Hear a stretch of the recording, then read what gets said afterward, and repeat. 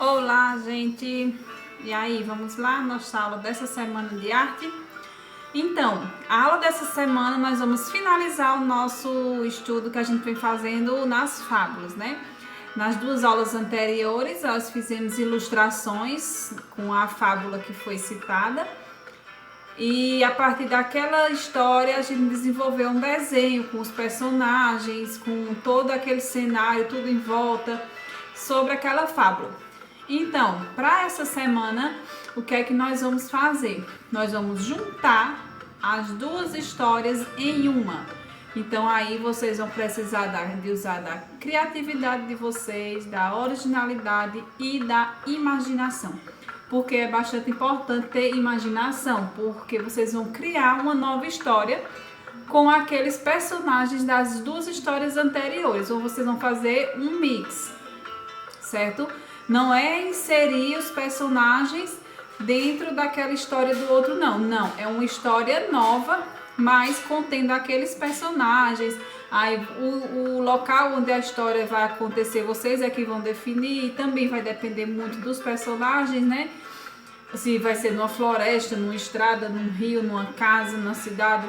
Isso aí, vocês é que a imaginação de vocês é que vai fazer essa narrativa, e vocês é que vão desenvolvendo a história a partir daqueles personagens.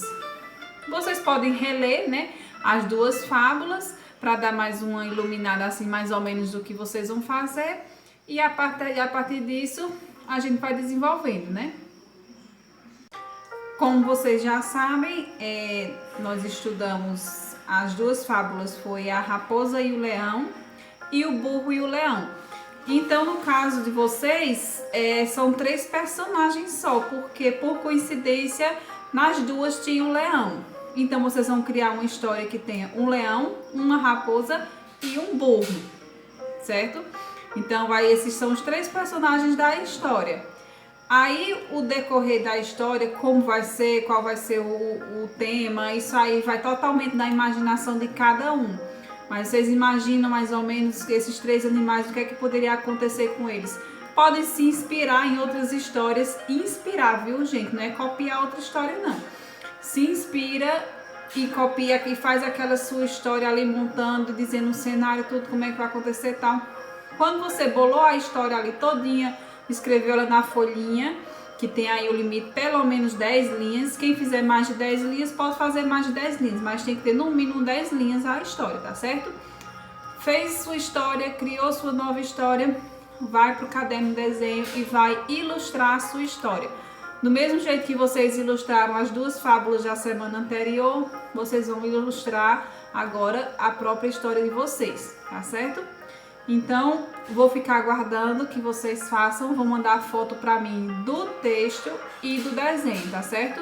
Dos dois, para eu poder ver a história, para eu ler a história e ver se o desenho realmente tem a ver com a história que vocês criaram, tá bom?